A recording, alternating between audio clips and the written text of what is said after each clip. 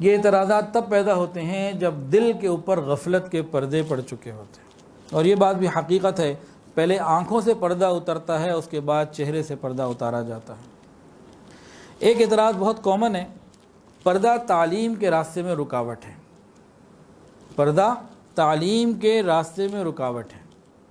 تو ہم یہ کہتے ہیں کہ پردہ تعلیم کے راستے میں رکاوٹ نہیں بلکہ معین اور مددگار ہے۔ جن تعلیمی اداروں میں لڑکے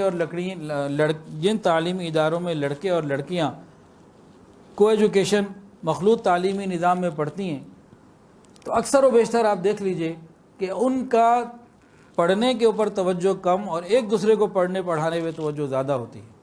اگر یہ دونوں پردوں میں ہوں، الگ الگ ہوں، تو اپنی تعلیم پہ توجہ دیں، ایک دوسرے پہ توجہ نہ دیں، ایک دوسرے کو نہ پڑھیں، اپنی تعلیم پہ توجہ دیں جس کے لیے جا رہے ہیں۔ تو پردہ تعلیم میں رکاوٹ نہیں، پردہ تعلیم کے اندر مددگار ہے۔ ایک اعتراض یہ ہوتا ہے کہ پردہ معاشرتی ترقی میں رکاوٹ ہے، کہ معاشرے کا آدھا حصہ یہ مفلوج ہو کے رہ جاتا ہے، وہ معاشرے کی ترقی میں اپنا کردار ادا نہیں کر سکتا۔ اس کا ایک جواب تو یہ ہے، کیا تمام بے پردہ قومیں ترقی یافتہ ہیں؟ دنیا میں بہت ساری اقوام ہیں، کیا ساری کی ساری بے پردہ قومیں ترقی یافتہ ہیں؟ ایسا تو نہیں ہے کہ ساری بے پردہ قومیں ترقی یافتہ ہوں۔ اور دوسری بات یہ ہے، ہم ترقی کہتے کس کو ہیں؟ کیا عورت کا فقط گھر سے بے پردہ ہو کے نکلنا، دفتروں میں، کلبوں میں، بازاروں میں اور سیرگاہوں میں، تفریحی گاہوں میں توجہ کا مرکز بننا، کیا یہ ترقی ہے؟ یا اپنی اپنی معاشرتی ذمہ داریوں کو پوری یکسوئی کے ساتھ ادا کرنا یہ ترقی ہے؟ کہ مرد اپنی معاشرتی ذمہ داریوں کو گھر سے باہر نبھائے اور عورت اپنی معاشرتی ذمہ داریوں کو گھر کے اندر رہتے ہوئے نبھائے۔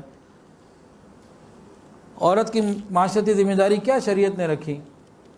کہ اپنی عبادات بھی کرے، گھر کے کام بھی کرے اور اپنی نسل کو دین کے مطابق تیار کرے، اور نسل کی تعمیر میں، ترقی میں اپنا کردار گھر میں رہتے ہوئے بھرپور طریقے سے ادا کریں اور اپنی اولاد کی صحیح تربیت کریں۔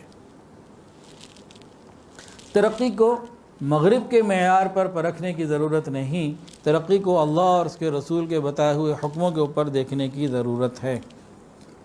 ایک اعتراض ہوتا ہے جی پردہ عورت کے لیے قید کی مانند ہے۔ پردہ عورت کے لیے قید کی مانند ہے۔ قید اور پردہ یہ دونوں الگ الگ لفظ ہیں اور ان کے معنی بھی بالکل الگ الگ ہیں۔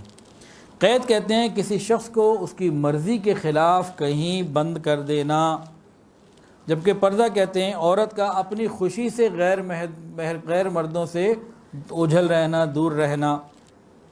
قید کا منشا یہ ہوتا ہے کہ لوگ اس کے شر سے بچ جائیں، اور پردے کا منشا یہ ہوتا ہے کہ عورت غیروں کے شر سے بچ جائے۔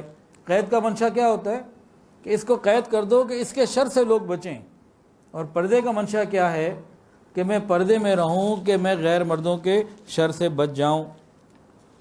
جب کوئی شخص اپنا لباس تبدیل کرنا چاہتا ہو، وہ پسند نہیں کرتا کہ لوگ اس کا ستر دیکھیں، لہٰذا وہ کسی کمرے کی کسی چیز کی اوٹ لے لیتا ہے، تو اسے قید نہیں کہتے کہ قید میں چلا گیا، نہیں، یہ پردے میں چلا گیا۔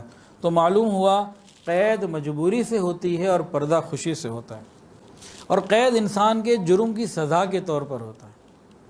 قید کیوں ہوتی ہے؟ عام طور سے قید انسان کے جرم کی سزا کے طور پر اسے دی جاتی ہے، اور پردہ یہ نیک عورتیں اس لیے کرتی ہیں کہ اللہ رب العزت کے انعامات کو حاصل کر سکیں۔ تو دونوں میں بڑا فرق ہے۔ ایک اعتراض یہ ہوتا ہے کہ برقع تو خالی ڈھکنے کی مانند ہے، برقعے والیاں بھی تو غلطی کر دیتی ہیں۔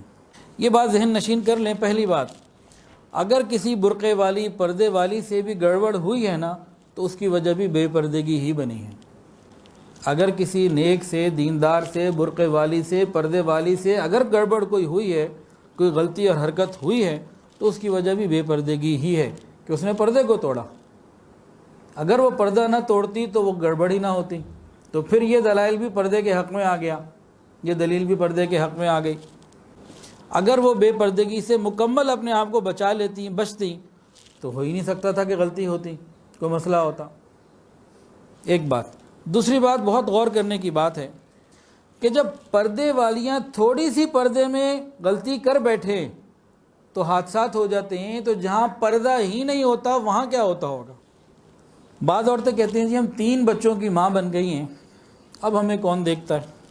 اس کا جواب، لوگ تو 30 بچوں کی ماں کو بھی دیکھنے سے نہیں چوکتے، ہر گری پڑی چیز کا کوئی نہ کوئی اٹھانے والا ہوتا ہے۔ پھر ایک اور جواب، اگر کوئی یہ کہے کہ ہم تو 3 بچوں کی ماں ہیں، اب ہمیں کون دیکھتا ہے، تو ان سے کہا جائے آپ 3 بچوں کے باوجود بھی اگر اپنے شوہر کے لیے توجہ کے قابل ہیں اور شوہر کی ضرورت پوری کر سکتی ہیں تو کسی اور کو کیا رکاوٹ ہے؟